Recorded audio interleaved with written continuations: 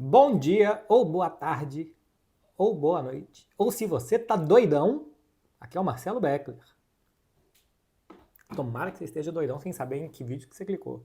Responder as perguntas de você aí, meu povo. Muito obrigado. São quase 30, eu não sei, acho que são 28 de futebol a aleatoriedades, passando por dicas de coisas que eu não sou capacitado a falar.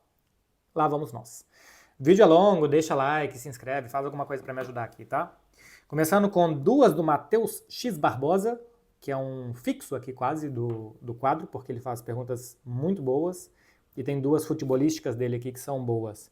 Com exceção do Barça, os times do Luiz Henrique foram muito horizontais. Problema dele ou não? Revolucionador? Eu acho que não existe essa palavra. E encantador a ortodoxo e chato. O que você acha sobre as opiniões sobre Pepe? Aqui está falando do Luiz Henrique e do Guardiola sobre isso, né? A Espanha e o Paris Saint-Germain do Luiz Henrique são menos verticais, eu acho que pela característica dos jogadores. O Paris Saint-Germain até acho que era mais na temporada passada. Essa temporada eu estou com dificuldade de ver porque não passa. Né? Assim, o campeonato francês não foi vendido para nenhum lugar. Nos dois jogos de Champions eu estava trabalhando exatamente no mesmo dia, então o que eu vi do Paris Saint-Germain foram lances e tal, não consegui ver muito dessa temporada, mas me parece um time mesmo muito pouco agressivo. Da temporada passada eu até achava mais. Era um time que, por exemplo, contra o Barcelona, praticamente não deixou o Barça ter bola no campo de ataque, ocupar o campo de ataque, é um time que morde muito. Agora, não tem o trio MSN, isso muda qualquer time, né? Você pode ser agressivo, mas se você não tem três jogadores super especiais, isso vai aparecer menos, porque você não vai fazer 150 gols. Esses três, né, Messi, Suárez e Neymar, fazem mais de 100 gols os três por temporada. Então, o que muda é a qualidade do ataque, não a característica. Na Espanha, sim, era um time bem mais estático, chato, porque ele não tinha nenhum jogador com essas características. Nico Williams e Lamine Yamal não estavam lá. Então, ele apostou muito mais pelo controle, não perder bolas e tal, do que por agredir, marcar muito forte e tentar jogar dessa forma. O Paris Saint-Germain eu acho mais parecido ao Barcelona e eu acho mais Luiz Henrique do que a seleção da Espanha. Sobre o Pepe, isso de encantador, revolucionador, ortodoxo e chato, eu acho que ele continua revolucionando. Defesa com quatro zagueiros, com zagueiro virando lateral e armador. O Gvardiol é um outro jogador já transformado. O Stones a mesma coisa, o Akanji, até mesmo o Ake. Transforma os seus defensores para dar protagonismo para eles, é mais gente atacando. Tem algo muito óbvio que é minimizar erros, né? Assim, minimizar a margem de erro, então perder menos a bola possível, atacar de uma forma muito parecida.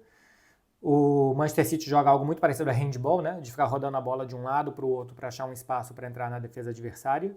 Então, acho que isso faz parte da... Não dá para fazer revolução todo ano, né? Assim, dá para revolucionar o futebol em 2009 e revolucionar ele de novo em 2024. Então, o que ele faz é aprimorar dentro de um conceito que ele já tinha. As críticas a ele ganha praticamente tudo na Inglaterra, né? Assim, quase todo ano ganha um campeonato mais difícil de se ganhar de regularidade.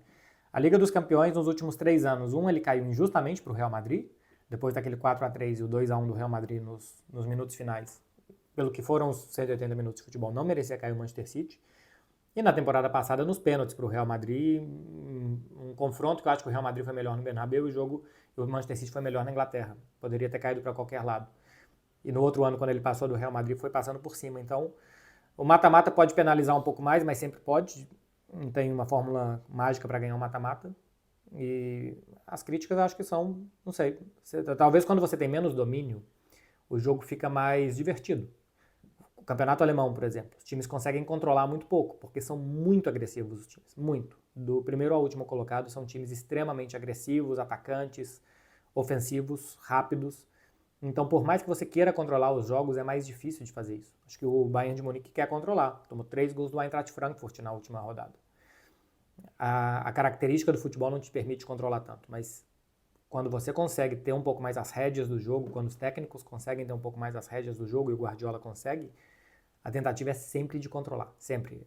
Na Espanha tem uma expressão que é muito boa, eu acho, que é quando o jogo fica muito laicá e tal, eles falam, agora deixou de ser o jogo dos técnicos e virou o jogo dos jogadores. Se os jogadores pudessem jogar do jeito que eles queriam, seria isso. Pô, é mais divertido, é mais legal? É, mas numa dessa o time melhor pode perder. E se você controla mais, o time melhor normalmente vai levar o jogo para onde ele quer e vai ganhar. E uma outra aqui do Matheus Barbosa, por que é tão difícil jogadores com características semelhantes a Busquets e Rodrigo? Rodrigo, aqui eu imagino que seja o Rodri, né? Até porque tá com I, não com Y. Não é o Rodrigo. É tema de Fred Beckler Explicam da terça-feira que vem. Falamos sobre Rodrigo, Busquets, Kroos e Thiago Alcântara. Thiago Alcântara menos do que esses outros, mas porque o Liverpool 21-22 pro 22-23, que o Thiago 21-22 ele foi para mim um dos melhores jogadores do Liverpool, 22-23 já teve a lesão que praticamente acabou com a carreira dele. A gente fala desses coadjuvantes, que normalmente não estão nas manchetes, nos prêmios individuais e tal, mas que quando eles saem, principalmente, a gente vê a falta que eles fazem. Então, tem um programa de 40 minutos na terça-feira de Fred e eu, no caso, o Beckler, explicando o que a gente acha disso e tal, e também tirando de contexto. Então, vale vocês acompanharem na terça-feira lá no canal da TNT. Ecaleb7. Olá, Marcelindo. O que aconteceu com Dani Alves? Nunca mais vi nada a respeito. Ele tá vivendo a vida. Né? Tá vivendo a vida. De vez em quando viaja para Ibiza, viaja para Maiorca, viaja para as Ilhas Canárias, porque ele teve o passaporte apreendido, ele não pode viajar para fora da Espanha. Essas ilhas, Maiorca, Ibiza, Canárias, fazem parte da Espanha. Ele está respondendo o processo em liberdade. Tem algumas restrições e tal, mas está respondendo em liberdade. Ele foi solto em março. A gente está em outubro. Dizem que para o julgamento desse recurso é mais ou menos um ano, então ainda tem mais uns 6 meses aí vivendo a vida. Vivendo na mansão dele perto de Barcelona, viajando para cá e para lá. Uma vez por semana tem que se apresentar ao tribunal, mostrar que está ali. Está vivendo a vida. E tem uma aqui do Vitor de Godoy. Atualizações do caso Negreira? Não que eu tenha visto. Acho que não. Acho que não tem nada de relevante e tal, que tenha saído. Assim, o que a gente tem neste momento continua o período de investigações. Ainda não acharam nada concreto que possa incriminar o Barcelona, mas algumas evidências e indícios. Então ainda estão investigando. Depois que acabarem as investigações, vão decidir se o Barcelona vai a julgamento ou não, por quais motivos iria a julgamento e como que isso iria funcionar. Mas por enquanto estão investigando e procurando mais provas e procurando comprovantes e para onde foi o dinheiro, o que aconteceu. Por enquanto, investigação. Gabi Fontinelli. Messi é subestimado como quem só tem talento, que nunca se esforçou para ganhar o que ganhou? Eu acho que sim, tá? É estranho falar de Messi subestimado, né? Porque assim, a gente fala, e eu, por exemplo, falo que é o melhor jogador que já jogou futebol. O maior, eu acho que o que representou mais para o futebol foi o Pelé, mas o melhor para mim foi o Messi. Só que eu acho que existe muito essa dicotomia de que o Cristiano Ronaldo é esforço, treino, físico e o Messi é talento puro. E eu acho que não é nem uma coisa e nem outra. Se você se esforçar muito, você não vai virar o Cristiano Ronaldo. O máximo que você pode ter é um cabelo sem caspa.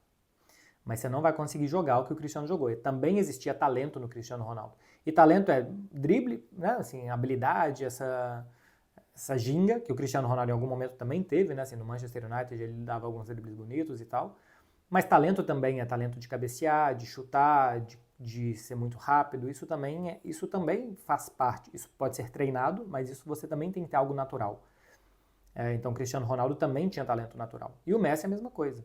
É impossível o cara ganhar uma Copa do Mundo, que é 2022, ele é de 87, com 35 anos, sendo o melhor jogador da Copa, decidindo todos os mata-matas. Se você não treinar, se preparar, abrir mão de muita coisa, o Messi melhorou a capacidade dele de visão de jogo, de passe, de cobrança de falta, de muitas e muitas facetas de jogo que ele não dominava, tanto do ponto de vista técnico como tático, e se manteve bem fisicamente para conseguir ganhar uma Copa do Mundo sendo o melhor jogador aos 35 anos de idade. Isso é treino. Isso é treino. Isso não é que Deus te tocou com uma varinha mágica e falou, vai lá. Porque isso talvez você consiga fazer aos 24, 25, 23 anos. Só que se você não treinar, se esforçar, cá entre nós, você vira o Ronaldinho Gaúcho, que abdicou do trono, né? Assim, o Ronaldinho Gaúcho era o rei do futebol no início dos anos 2000 e não quis. Ele não quis. Então faz parte do treino você melhorar o que você não tem de tão bom, para você continuar participando de mais de 50 gols por temporada e para você se manter no auge por tanto tempo. Então acho que tanto o Messi é subestimado pela questão de que é talento, mas também tem esforço, e o Cristiano Ronaldo não é só esforço. Também tem talento do lado do Cristiano. Thiago _DVI. Semana que vem faço minha primeira corrida de 5 km. Alguma dica? 2 meses atrás não conseguia correr nenhum. Pô, tomara que vá tudo bem na corrida. Cara, não tem nenhuma dica. Se você já está treinando, se você já está quase chegando no 5, ou se você já está correndo 5, vai e aproveita. Cara, na real só vai e aproveita também. Se você correr 5 em 1 hora, em 30 minutos, em 40 minutos, você não vai ganhar 10 mil reais o prêmio, você não vai ganhar um carro e vai subir num pódio com uma chave gigante para você tirar uma foto. É só para você. Então vai, corre, se diverte, vê o pessoal, assim, todo mundo correndo junto é muito legal, as ruas fechadas para correr é muito legal também. Então só vai e se diverte. Pô, correu 5, gostou? Corre 5 de novo, aí depois, se quiser, passa para 10, se não quiser também não passa. Mas a parada é para se divertir. Vai e se diverte. Faz no tempo que você quiser. Tenta não andar, corre devagarinho para se poupar, mas não anda. Mas se tiver que andar, anda também. A dica que eu dou é para você se divertir. O que você tinha que fazer de treinar e tal, acho que você já fez, né? A partir de agora vai e se diverte. Edu_Barbosa, a lesão do Carvajal mais ajuda ou atrapalha uma possível investida no Arnold para 25-26? Eu acho que mais ajuda, tá? Porque se o Carvajal continuasse jogando no nível que estava, era muito provável que no ano que vem ele ainda tivesse lenha para queimar e que o Arnold tivesse que disputar a posição com ele, e o Carvajal é o capitão do Real Madrid. Ele é o capitão do Real Madrid? Com a saída do Nacho, eu acho que ele é quem dá. Os capitães do Real Madrid são por tempo de casa. Do Barcelona, por exemplo, são por votação. Eu acho que o Carvajal é quem está mais tempo no Real Madrid. Acho que ele é o capitão. Acho que, tenho quase certeza. Então seria, o Arnold sairia no auge da carreira dele para ter que esperar um pouco, brigar por posição. Uma posição difícil de brigar no Real Madrid, porque o Carvajal, além de ser o capitão, joga muito bem e está adaptado. A lesão dele deve voltar depois de mais de um ano, então ele deve voltar mais ou menos para outubro do ano que vem. Jogador de mais de 30 anos não é fácil, então é possível que, por exemplo, o Arnold chegando já comece a temporada como titular. E aí depois ele dê uns passinhos à frente para brigar por posição. Uma coisa é você começar como titular e o outro está voltando de uma lesão seríssima, e outra coisa é vocês começarem os dois a 80 por hora. Então acho que pode ser boa para o Arnold, né? Assim, como plano de carreira de ir para o Real Madrid, é melhor que ele não tenha a concorrência do Carvajal inicialmente do que tenha. João, tem 2 As, ponto Lucas 5. Marcelo, sei que é cedo, mas Laporta deve se reeleger na próxima eleição ou Fonte pode ser o favorito? Ainda bem que você falou que é cedo. Porque não dá para saber, cara. Assim, eu acho que o trabalho do Laporta é relativamente bom. Ele pegou um clube muito quebrado e acho que algumas coisas boas foram feitas para sanear o clube, diminuição de massa salarial, aumento de receitas comerciais. As alavancas eu acho que foram boas, porque fez com que o Barcelona pudesse continuar competitivo e, por exemplo, ganhou uma La Liga. Esse clube não pode ficar muito tempo triste, tinha que ganhar alguma coisa. Com uma venda de ativos, por exemplo, os direitos de transmissão de La Liga, que acho que daqui a pouco o clube pode ganhar de outra forma. Então, acho que algumas coisas foram bem feitas. O planejamento esportivo e especialmente o como, por exemplo, demitir o Xavi, eu acho que era correto. O como demitir o Xavi, eu acho que não. Depois de tudo que foi para ele ficar e tal, não sei o que, 2 semanas depois você mandar um ídolo do clube embora como ele fez, acho que não. Como ele tratou o Messi, também acho que não. De prometer que ia dar para ficar, que não sei o que e tal, e depois o Messi ser completamente surpreendido o dia que ele chega para renovar, que ele não vai poder ficar. Acho que foi muito ruim. E também a possível volta do Messi em 2023, né? Como se jogou com uma possibilidade que não existia do Messi voltar. Também achei que foi muito ruim. De vez em quando o Laporta joga muito pra galera. Ele é muito presidencialista, assim, né? Ele é muito popularesco. Então, algumas coisas eu não gosto. Eu não gostei, por exemplo, da gestão com o Vitor Roque. O Vitor Roque não era um jogador para janeiro, era um jogador para o meio do ano, foi colocado na fogueira. O Xavi tentou administrar ali da melhor forma que pôde, tentando segurar, não gerar essa expectativa toda. O garoto claramente não estava preparado, mas foram lá e pagaram muito dinheiro, assim. Quando você contrata um jogador de 60 milhões, né, 30 que pode jogar 60, com um clube quebrado como é o Barcelona, você não pode errar. E acho que erraram pelo menos no timing do Vitor Roque. Então acho que ele tem coisas positivas ou negativas. Eu não vejo uma vitória clara dele, nem uma derrota clara dele. Vitor Fonte também tem muita resistência em Barcelona, porque é muito técnico, não é tão carismático como Laporta. Se eu não estou enganado, as eleições são 2026, né? São 5 anos de mandato, então ainda falta 2 anos. O esportivo vai mandar muito. Se o clube até lá ganhar título, voltar a competir e tal, acho que pode ser que o Laporta, se quiser concorrer de novo, vença de novo. 042 underline Alan 7. E aí, MB, você comemora muito quando o Real Madrid perde? Não me afeta, assim, não ligo. Eu não comemoro muito nem quando o Barcelona ganha. Mas quando o Real Madrid perde, certamente não, porque daqui a pouco vai ganhar de novo. Então, não sou muito de comemorar a derrota do Real Madrid, não sou nem de brincar assim, com amigos e tal sobre essas coisas de futebol. Eu não consigo me engajar com isso. Já foi o tempo. Então, não comemoro, não fico feliz, não acho graça. Né? Porque tem vezes que o Real Madrid perde, o Barcelona vai lá no dia seguinte e empata. Então, o Real Madrid tem perdido tão pouco também que não dá nem pra lembrar as últimas vezes que ele perdeu. Não. Sou mais preocupado com o meu trabalho do que com a minha torcida, gente.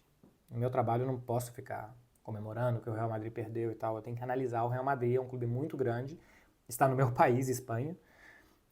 Tem muita gente que me acompanha aqui que torce para o Real Madrid, então eu trato com o maior respeito que eu consigo. Todos. Então eu não posso me dar o luxo de ser um fanfarrão. Acho muito desrespeitoso. Lima _ DN. Fala, MB, por que o Brasil com um elenco tão bom não consegue desempenhar um bom futebol? Eu falei do Fred Beckler da semana que vem, esse foi o Fred Beckler desta semana.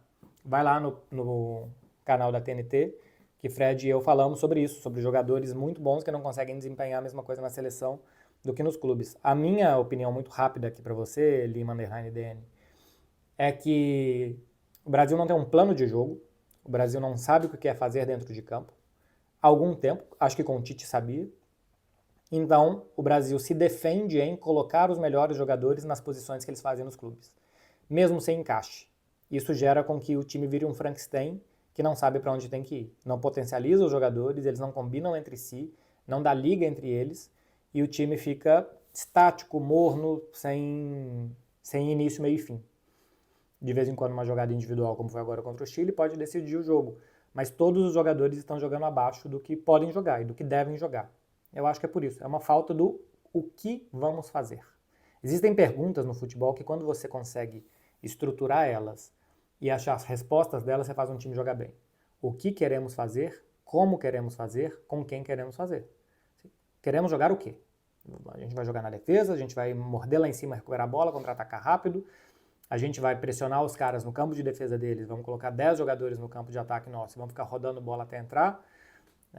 A gente vai ficar com a bunda lá atrás, recuperar a bola e chutão pra frente, pelo amor de Deus, Vinícius, corra mais que o lateral do cara e ganhe os jogos. Todas as formas são válidas, tá? Só que você tem que escolher uma forma de jogar. Acho que não tem. Acho que tem, assim, embriões de muita coisa, sementinhas de muita coisa e não tem nada de fato plantado na seleção. Acho que a ideia tática da seleção, a ideia de jogo da seleção, ela é muito rasa. Rasa, assim, ela tem 2 páginas. Então, você não sabe o que fazer, como fazer e com quem fazer. E acho que a primeira resposta que eles tentam achar é a última, com quem fazer. Então você coloca lá o Bruno Guimarães joga muito bem na Inglaterra, coloca o Bruno. E o Lucas Paquetá joga muito bem no West Ham, coloca o Lucas. Aí coloca o Rodrigo, aí coloca o Vini, aí coloca o Endrick. E esses jogadores eles combinam entre eles. E o Arana combina com o Vinícius, é o melhor lateral para jogar com o Vinícius Júnior. E o Bruno Guimarães é o melhor primeiro volante para ter quando o seu segundo é o Paquetá. Antes era o João Gomes, agora já... Enfim, acho que a seleção não sabe o que e como fazer. Então ela coloca os melhores jogadores e se der errado, pô, os melhores estão lá. O que mais eu posso fazer? Só as perguntas estão sendo mal feitas para achar as respostas corretas. Joab Souza dos Santos. O Brasil fez grandes jogos nas 2 últimas Copas que foi campeão. Sou de 83 e não me lembro disso. Fez. O Brasil jogou bem contra os Estados Unidos em 94 com 1 a menos, depois do Leonardo ser expulso no primeiro tempo. Era um jogo muito difícil contra os donos da casa, no dia da independência dos Estados Unidos. Os Estados Unidos estava animado e essas coisas contam muito, e o Brasil fez um bom jogo contra os Estados Unidos. O jogo contra a Holanda também foi bom. O 3-2, né, foi um jogo meio doido, mas foi um bom jogo da seleção. E contra a Suécia também acho que fez. Contra a Suécia o Brasil perdeu muito gol, cara. 1 a 0 com o gol do Romário. põe melhores momentos pra vocês verem, assim, são gols inacreditáveis que Mazinho, Bebeto, Romário perderam. Era pra ter virado o primeiro tempo uns 3-0 já. Foi decidido no segundo com aquele gol do Romário. E em 2002, o Brasil jogou muito bem contra a Inglaterra e a final contra a Alemanha o Brasil jogou pra caramba. O Brasil jogou bem mesmo contra a Alemanha. Demorou pra sair o gol também. Acho que o Brasil jogou bem quando ganhou. Não jogou bem contra a Bélgica, contra a Turquia, foi assim.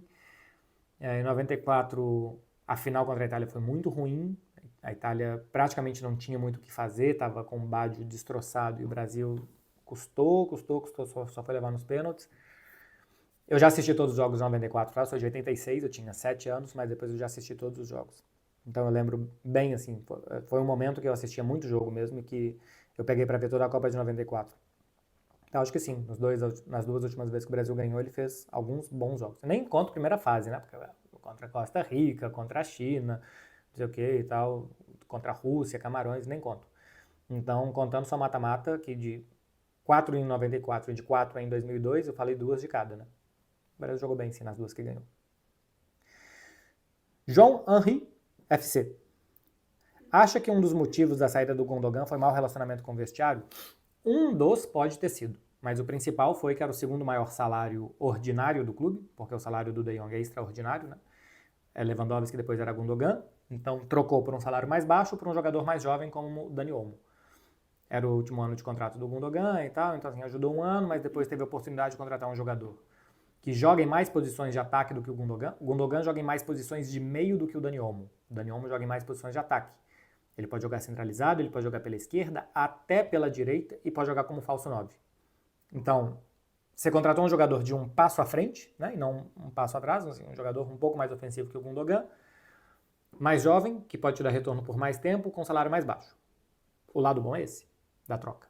O lado ruim é que o Gundogan foi quem mais jogou minutos na temporada passada, experiente, vencedor, e o Dani Olmo joga 60% das partidas há 3 anos. E já está machucado aí de novo.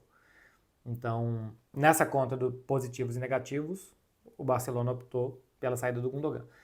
Depois do que ele falou do Ronald Araújo contra o Paris Saint-Germain, pegou mal, realmente pegou, para algumas pessoas do vestiário, para outras não, tá? Teve gente que concorda com o Gundogan, que essas coisas devem ser ditas, e teve gente que não gostou. Assim, é um grupo de 25 homens adultos, cada opinião, cada um vai tomar de um jeito, mas eu não sei se foi algo determinante para a saída dele, não. Batista Chierato. Gosto de ir na academia, mas cardio não é pra mim. O que fazer? Vai jogar bola com seus amigos. Malha e faz um outro cardio. Vai jogar bola, vai andar de caiaque. Mora em São Paulo? Caiaque no Tietê. Faz isso não. Você não vai andar de caiaque no Tietê. Vai fazer uma atividade cardio prazerosa. Porque realmente, cara, correr na esteira, olhando pra parede, se você consegue, parabéns. Se você que está assistindo isso consegue, parabéns. Academia eu faço escada ou elíptico, porque dá para controlar um pouco mais o ritmo e tal, e escada acho que, enfim, acho melhor do que correr na esteira. E dá para mexer no celular também enquanto faz, cá entre nós, porque na esteira nem isso você pode fazer. Mas o mais legal é fazer na rua. Então vai jogar bola, vai fazer alguma atividade de rua, que talvez seja, se você gostar de correr na rua, por exemplo, talvez seja mais legal do que cardio na academia. Walter.ports. Acha que se Rafinha continuar nessa pegada pode ter disputa para a bola de ouro? Se o Barcelona ganhar coisas importantes, sim. Sem título, não. Se o Barcelona ganhar Liga, em Champions chegar longe, ou ganhar Champions, ele pode estar na disputa. A parada é que por marketing, por branding, por não sei o quê, por nome e tal, o Lamine Yamal chama muito a atenção, né? Um garoto de 17 anos, menor de idade e tal, tem um apelo muito grande. Então eu acho que neste momento da temporada, depois de 2 meses de temporada, Lewandowski, Rafinha e Lamine têm temporadas equivalentes. Cada um, por motivos diferentes, tem os seus muitos méritos desse time ter 3 gols por partida de média. Se hoje tivessem que escolher o melhor jogador do mundo ou do Barcelona na temporada, eu acho que estaria equilibrado, mas que o Lamine ganharia e que o Leva ficaria em segundo. E que o Rafinha ficaria em terceiro. Não é voto meu, é o que eu acho que aconteceria. Por marketing. Um é um centroavante que faz a maioria dos gols, que tem mais gols do que jogos, que já ganhou prêmios individuais e tal, que já brilhou em outros lugares, e o outro é um garoto que está todo mundo pintando como o novo fenômeno do futebol mundial para a próxima década. E isso tem um peso muito grande na hora de, não vou perder a chance de votar nesse daqui. Então acho que caso o Barça... Bom, primeiro que se o Rafinha estiver nessa disputa é excelente para o torcedor do Barça, mas caso ele esteja, o concorrente Lamine Yamal, por tudo que envolve o Lamine, chama muita atenção para a votação. Eric Penedo. Por que não existe nenhum jogador com o estilo de jogo do Toni Kroos? Não seria útil no futebol atual? Então, tá lá no Fred Beckler explicam. São jogadores especiais, cara. Jogador que sabe ler o jogo como o Toni Kroos e executar é muito difícil mesmo. Assim, essa leitura de jogo não é fácil. O Toni Kroos tinha uma média de mais de 70 passes por jogo, com 95% de acerto, e passes bons. Tem muito passe para o lado e para trás, porque ele também precisa da continuidade no jogo, mas ele também precisa muitas vezes ir se lateralizando, atrair o adversário para cá, para onde está ele, o Vini, o Mendy, o Bellingham, e pimba, bola longa para o outro lado, para que corram Valverde, Rodrigo e Carvajal. Isso abria um espaço na defesa do adversário, fazia com que o Real Madrid atacasse muito melhor, que aparecesse mais gente para fazer dano no adversário. E sem o Toni Kroos para fazer essa leitura de como atrair, e às vezes os passes para o lado e para trás você vai fazendo com que a bola seja uma miragem, seu adversário vai indo atrás da bola, e que depois você consiga executar o passe para o outro lado. Fora as pifadas, né? Tipo aquela do Bayern de Munique que ele faz para o Vini, que ele ainda aponta com a mão para o Vini, fazem muita diferença. Então, é o que você falou. Por que não existe nenhum jogador? Porque não existe. Porque não é fácil, não se treina, você precisa de leitura, você precisa de inteligência para isso e nem todo mundo consegue. Tem duas aqui do Rafa Lima Araújo. Gostou de morar em São Paulo nos tempos de Rádio Globo? O que acha da cidade? Eu gostei. Gostei de sair de Belo Horizonte, assim, gostei da experiência de sair de Belo Horizonte e morar fora. Então, só isso já foi positivo. Eu morava muito perto da Rádio Globo, eu morava em Santa Cecília. Eu fui em Santa Cecília, eu só não tive uma samambaia. Mas eu morei em Santa Cecília, que era pertinho da Rádio Globo ali na Rua das Palmeiras, então a minha São Paulo era pequena, até que eu comecei a 2 vezes por semana ir no Sport TV, que era do outro lado da cidade, e aí realmente eu gastava mais tempo de trânsito. Mas era legal, todo final de semana tinha coisa para fazer, tinha algo divertido e tal. O futebol me atrapalhava, né, porque ficava muito tempo de estúdio, de estádio, mas sempre tinha alguma coisa para fazer, tinha muito entretenimento. Era perto de Belo Horizonte, da minha casa. Assim, gostei. Voltaria para São Paulo? Só se precisasse. Mas gostei, foi importante para mim. A cidade é legal. Hoje eu acho grande demais, barulhenta, poluída, todo tipo de poluição, né? Sonora, visual. Mas ok, foi bom para mim. E outra do Rafa Lima Araújo. Futuramente pensa em escrever algum livro para falar dos bastidores do futebol que hoje não pode falar? Não. Se eu pudesse falar hoje, eu falaria hoje.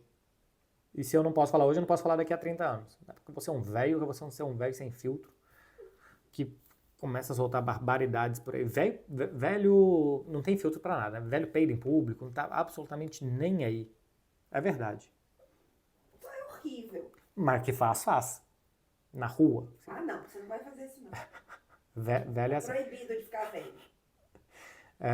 Então acho que o que eu posso falar hoje, eu falo hoje. E o que eu não posso, eu sei que daqui a 30 anos não vai ser aceitável que eu fale também.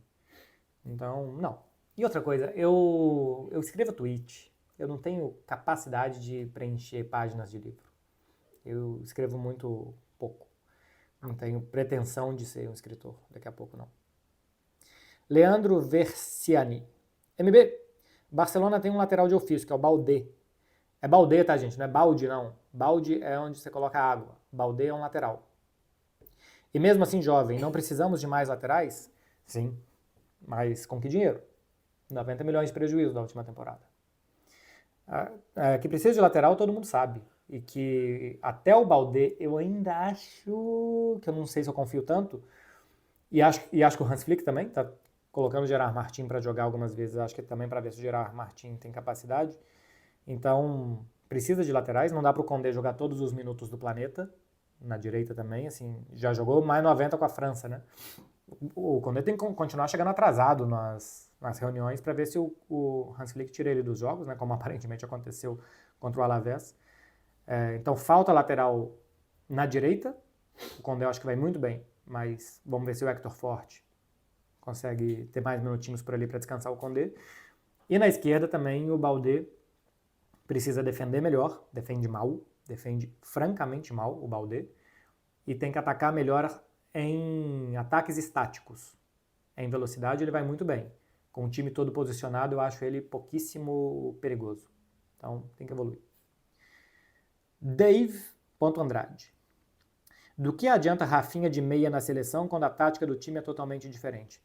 É o que eu falei anteriormente, né? Sem plano de jogo, do que adianta o Rafinha como meia, do que adianta o Paquetá um pouco mais recuado, do que adianta o Bruno Guimarães ali, do que adianta o Rodrigo do que adianta qualquer coisa. Nada adianta nada.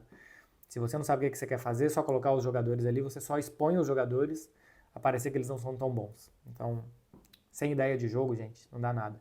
Não sei se eu selecionei uma pergunta aqui, o menino tinha mandado. Acho que o Flamengo do Tite ganharia dessa seleção. Eu vi pouco Flamengo essa temporada e o Tite foi demitido. Eu vi contra o Peñarol, por exemplo. Não gostei do Flamengo. Mas eu acho que normalmente os times, como treinam há mais tempo, como tem mais continuidade, então eles tendem a saber mais o que vão fazer do que a seleção. Então, não sei se ganharia pela capacidade técnica e tal. Por exemplo, não tem nenhum jogador do Flamengo hoje que jogue na seleção, né, como titular. Mas pode ser que por ter as ideias mais claras, que teria um jogo mais fluido, que ganharia. Não sei. Leandro Versiani de novo. Beckler, quais times você acha que serão campeões brasileiros e da Libertadores? Campeões brasileiros, eu não sei se você inclui Série B. Não vou falar. Acho que o Novo Horizontino tá bem, não sei o quê, né? Pô, Novo Horizontino na primeira divisão. Nada contra a cidade de Novo Horizonte. Mas cá entre nós era pra estar clubes maiores. Culpa dos clubes maiores, não do Novo Horizontino. Enfim, tem nada a ver com isso. Acho que o Mirassol também tá por ali. Eu acho que o Botafogo vai ganhar o Campeonato Brasileiro. Parabéns a quem segurou os ânimos dos jogadores do Botafogo. Eu acho, assim, eu sei que teve algumas mudanças pontuais no time em relação à temporada passada, chegada do Igor, chegada do Thiago Almada e tal. Chegou também agora o suposto Alex Telles, chegou o Vitinho na direita, enfim, chegaram outros jogadores. Mas eu achava que o Botafogo tinha que trocar absolutamente tudo. Os jogadores da temporada passada eu achava que não seriam capazes de levantar a cabeça para essa. Parabéns a quem acreditou e deixou eles lá, porque eles conseguiram. Eu acho o time mais consistente que na temporada passada. Tem um perseguidor que está ali do lado, né, que é o Palmeiras, que é perigosíssimo, tem um confronto direto 3 rodadas do final. Mas o Botafogo me dá pinta de que tá com a mão forte, que não vai tremer, que não vai deixar passar. Não vai tropeçar, ganha jogos difíceis, ganha jogos duros. Acho que o Botafogo vai ganhar o Campeonato Brasileiro. A Libertadores, eu acho muito equilibrada, tá? Assim, o que eu vi contra o Peñarol, contra o Flamengo, acho que vai dificultar muito contra o Botafogo. Não vai dar facilidade, os jogos vão ser longos, vai precisar de paciência. Então, tecnicamente, o Botafogo me parece acima do Peñarol. O futebol brasileiro hoje tem muito mais capacidade, né, de ter melhores jogadores do que o resto da Sul-América, da América do Sul. Então, acho o Botafogo melhor que o Peñarol, mas o Peñarol dificulta muito. E pelo visto, jogar em Montevidéu está sendo um inferno, né? Difícil mesmo. Enfim, mas acho que o Botafogo tem algum favoritismo por ter melhores jogadores. E do outro lado, River e Galo, mais ou menos a mesma coisa. O Atlético está muito bem de mata-mata. Gabriel Milito conseguiu dar uma alma para esse time nos mata-matas.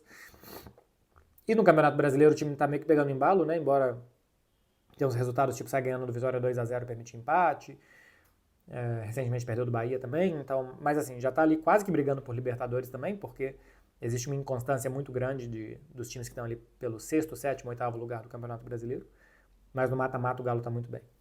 Eu diria que o Botafogo vai ganhar o Brasileiro e que o Atlético vai ganhar a Libertadores. É a minha sensação do que vai acontecer. Não sei se eu estou certo ou não. Não sei se eu também falo o que eu espero ou não. Mas é o que eu acho que vai acontecer. LMCM95. Qual costume ou tradição de Barcelona que você mais curte e qual não? Te amo, Beck. E mandou um coração. Pô, que pergunta boa, diferente. A tradição e o costume que eu mais gosto são os castelhers. Bom, primeiro que assim, tem de comida, né? O pão com tomate, a croqueta, não sei o quê. O pão com tomate e a croqueta de toda a Espanha, mas também de Barcelona. Acho que na Espanha se come o pão com tomate só no café da manhã, e em Barcelona se come em qualquer hora do dia, em todas as refeições. Gosto muito. Pão com maca. Mas tradição fora gastronomia, eu gosto muito dos castelhers. São castelos humanos Você vai fazendo uma pilha de pessoas, uma colocando a mão na bunda da outra para segurar as pessoas, até que lá em cima, chega uma pessoa lá em cima e normalmente é uma criança. Tem que ser, né, assim, os mais pesados embaixo e vai ficando mais leve e menor à medida que o castelo vai subindo. Existe algo metafórico de que todos juntos se pode chegar mais longe, se pode chegar mais alto, de que é preciso confiar e segurar as pessoas para que ninguém caia, que todo mundo chegue a um objetivo, que o mais alto e o futuro está nas crianças e nas mulheres, porque também as mulheres são mais leves e elas costumam estar mais na ponta dos castelheiros. Existe toda essa metáfora por trás desse castelo humano que eu acho muito bonita. E eu acho que representa muito o que é os valores de Barcelona. Hoje é uma cidade cosmopolita, uma cidade de muitos estrangeiros e tal, mas eu acho que representa muito a origem desse lugar tão especial. Então é a tradição que eu mais gosto. E eu não gosto, assim, eu gosto muito do dia de São Jorge também. Dia de São Jorge é o 21 de abril ou 23 de abril? Acho que é 23 de abril. São Jorge que é o São Jorge nosso, né? É o padroeiro da Catalunha. E no dia dele se presenteiam as pessoas com rosas e livros. A cidade fica cheirando flor. É flor para tudo quanto é lado, é banquinha de flor. Cara, em todas as ruas, é maravilhoso. E também é o dia que todo mundo lança seus livros. Então, assim, é lançamento de livro e tal, um evento cultural. E é início de primavera, é depois de um mês de primavera. Então, normalmente, é dia bonito, sol, céu azul, aquele cheiro de flor, a cidade cheirosa, todo mundo na rua, todo mundo carregando flor, levando flor para as pessoas especiais para elas. É um dia muito bonito. Essa tradição também gosto muito. Eu não gosto muito do Correfoc, que é uma rua de fogo que se faz. Tem umas figuras fantasiadas de dragão e tal, que vão soltando fogo e faísca e fazendo esse tipo de coisa, porque eu tenho respeito ao fogo. Eu respeito a que uma faísca venha no meu olho, por exemplo. Então, não gosto muito, acho que visualmente é só ok, porque normalmente é no escuro, e se você não tá ali perto do fogo você não vê muita coisa, se aglomera muita gente. Eu acho nhenhenhé. Não gosto muito não. Mas eu gosto de Dia de São Jorge e gosto dos Castelhers. Procurem aí os Castelhers para vocês verem, é bem legal. Matheus Pascoal. MB, por que a seleção brasileira não joga com 3 zagueiros, visto que há tempos não temos bons laterais? Porque uma coisa não tem nada a ver com a outra. Você jogar com 3 zagueiros, se você não tem bons laterais, não vai te ajudar em nada. A não ser que você jogue, por exemplo, Guardiola. 4 zagueiros. E os laterais ajudam até determinado momento. Não é fácil de fazer isso, exige muito treino, a seleção não tem tempo de treinar, a seleção não tem o Pep Guardiola.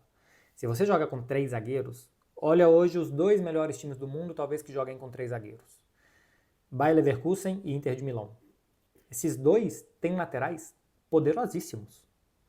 Di Marco deve ser o mais subvalorizado. O Di Marco é muito bom há muito tempo. Capacidade ofensiva dele. E do outro lado, entre Darmian e Dumfries, também tem características diferentes, mas que ajudam muito. A Inter tem laterais muito fortes. Joga com 3 zagueiros simplesmente para proteger um pouco mais, para você poder fazer uma saída de bola um pouco melhor, para você ter mais altura na defesa quando você defender. Existe um contexto para jogar com 3, mas o Bastoni muitas vezes quase que é um segundo lateral para o Di Marco virar um ponta.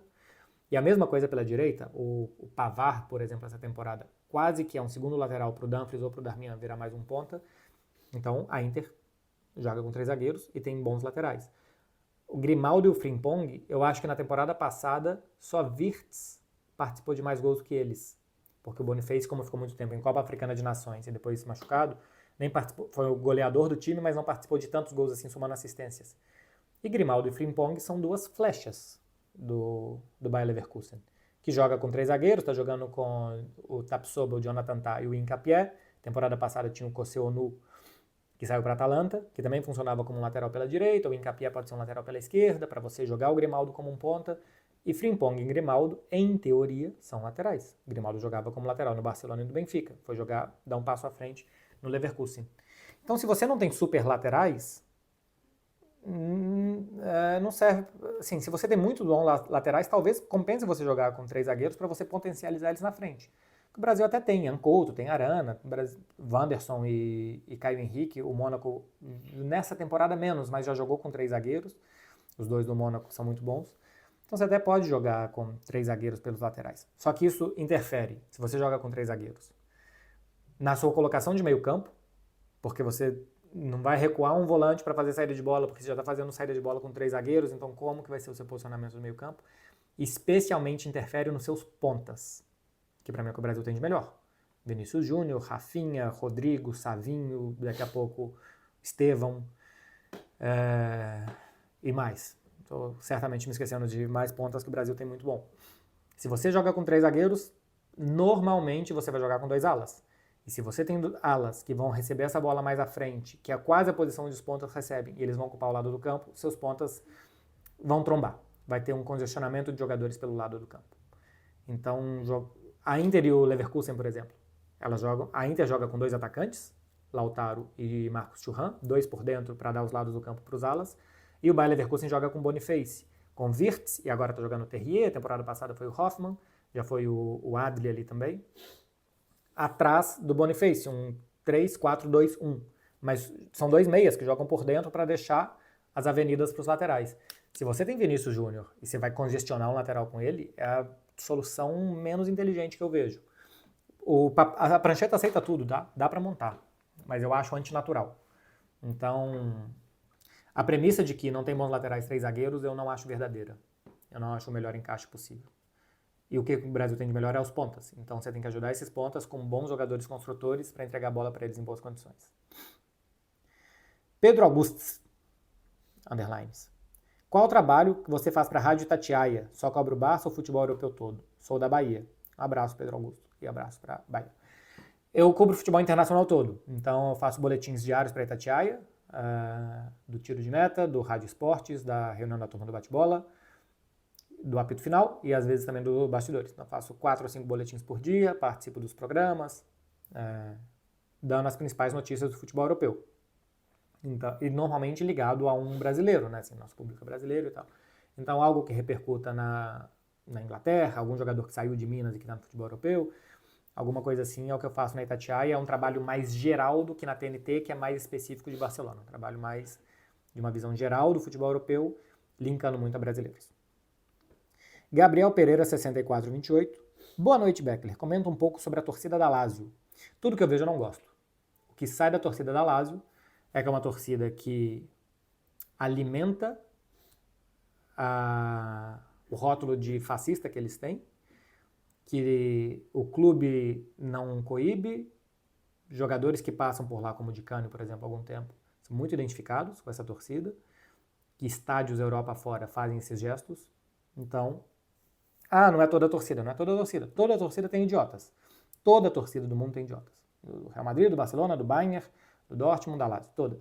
Só que da Lazio parece que tem mais idiotas. E que eles não ligam de ser idiotas. É a sensação que eu tenho. Então, é um clube que eu tenho zero simpatia.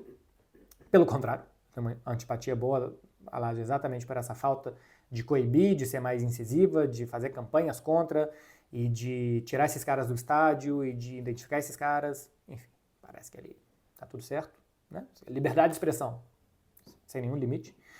Então, tenho pouca simpatia. O Henri, PSD. Flamengo em 2019 teria mais chances contra o Barcelona se eles tivessem passado pelo Liverpool? Se o Barcelona tivesse muito...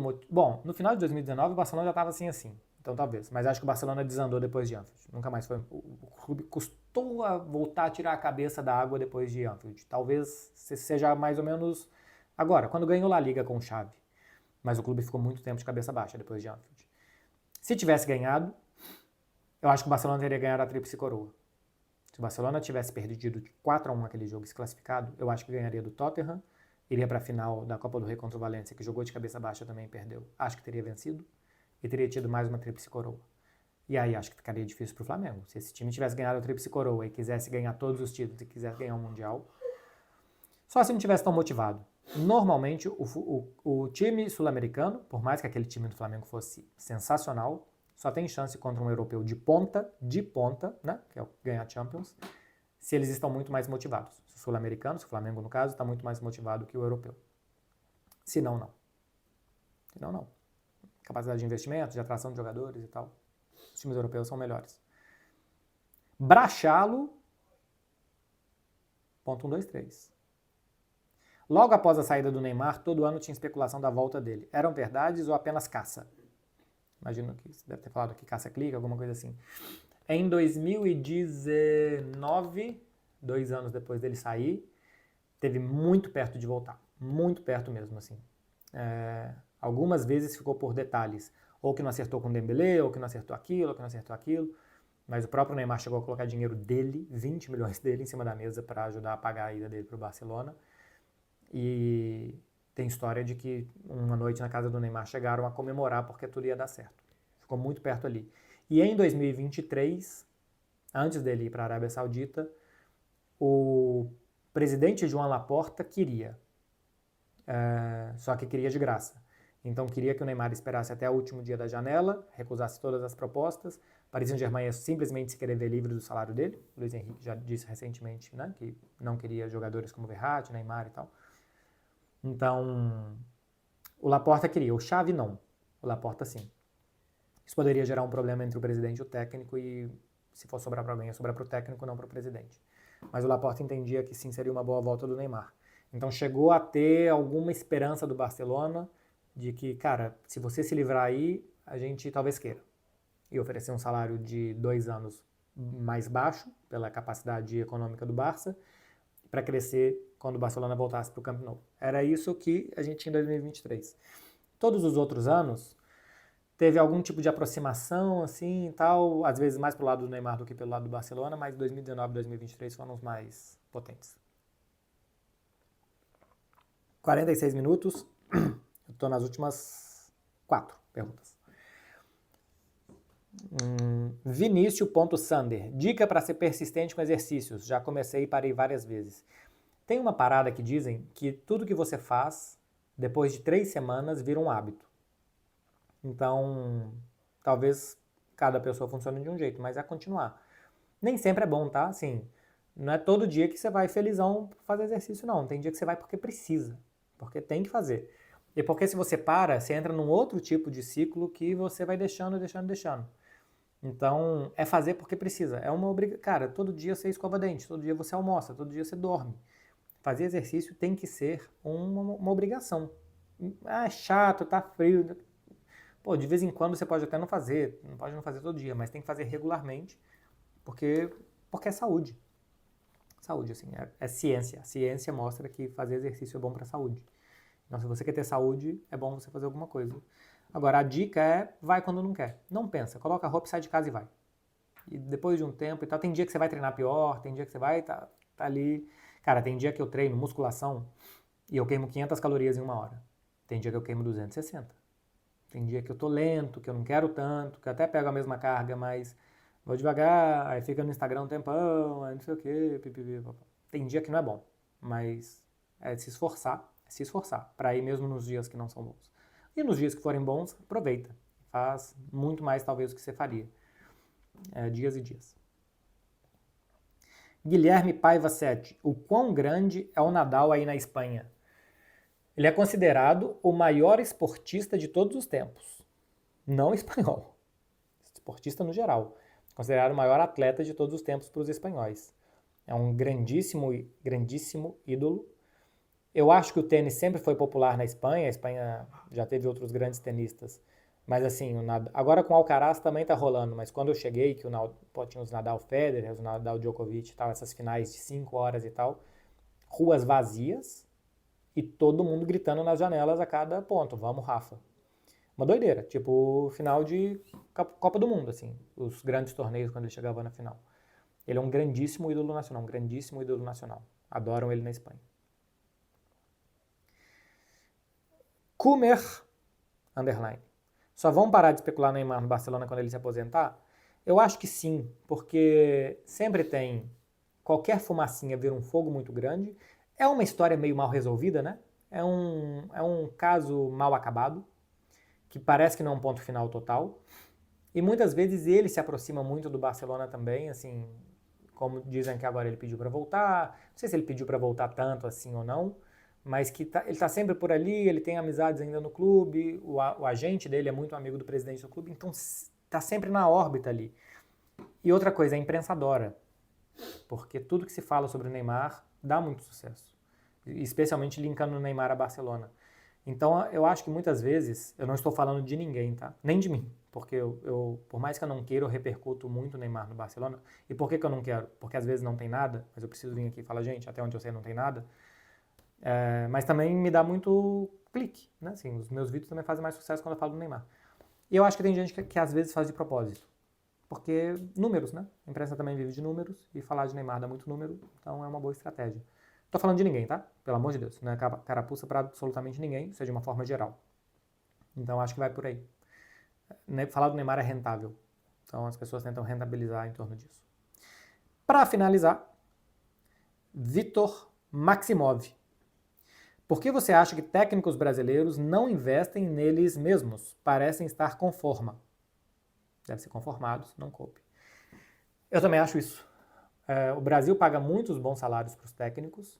Com a chegada dos estrangeiros no Brasil, eu acho que isso tende a mudar, mas até 5 anos atrás, eles ficavam numa ciranda eterna ali, de sair, receber multa rescisória, ir para outro clube, receber multa rescisória, ir para outro clube, receber multa rescisória, sem precisar se aprimorar muito, sem precisar aprender nenhum outro idioma, sem precisar fazer o que eu disse antes do como, né?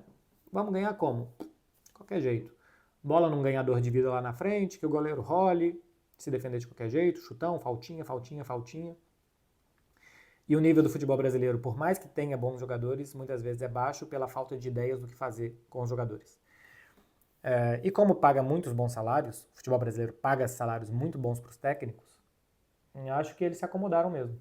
A chegada dos estrangeiros, que tira o mercado deles, que joga muito técnico que era de Série A para Série B e às vezes até para Série C, faz com que eles tenham que se coçar mais. Porque o salário na Série A, de 10 clubes da Série A, que era uma ciranda que eles ficavam, é muito bom. Mas quando você sai dessa ciranda e você vai descendo, já começa a não ser bom assim. Então... E tem as multas rescisórias, né? Que também são excelentes. Que você trabalha 6 meses e ganha 1 ano e meio. Porque o clube te demite e tem que sair pagando. Então acho que sempre foi muito rentável para eles ficar nesse círculo dos clubes brasileiros. Até que começam a chegar os portugueses, os argentinos, uruguaios, sei lá o quê. E aí eles perdem espaço e eles precisam se coçar. Quando a água bate é que o sapo pula. E aí eles... Aparentemente está vindo aí uma leva de técnicos brasileiros que estão tentando se preparar mais e tal, e tomara que seja assim. Meu povo, 52 minutos, vocês façam favor de aproveitar a sexta-feira de vocês, fazer exercício, não fazer exercício, levantamento de copo, ficar quieto assistindo uma série, não ficar quieto não assistir série nenhuma. Se você está assistindo isso aqui doidão, parabéns. Eu sou o Marcelo Beckler, só para lembrar para vocês, mas faça favor de aproveitar o final de semana de vocês com tudo que tem direito. Lembrando que depois, segunda-feira, são 5 dias de segunda a sexta para vocês se recuperarem de ressaca física e moral, já se preparando para o final de semana que vem de novo. Vai aproveitar, gente. Bom final de semana, um beijo para vocês e até muito provavelmente na segunda-feira, que deve ser um café com Beckler falando do Barça de Hans Flick. Mas se tiver alguma coisa importante aqui no final de semana, eu falo também. E date? E vai ter vídeo de date com Clara no canal da Clara. Beijo, gente. Valeu.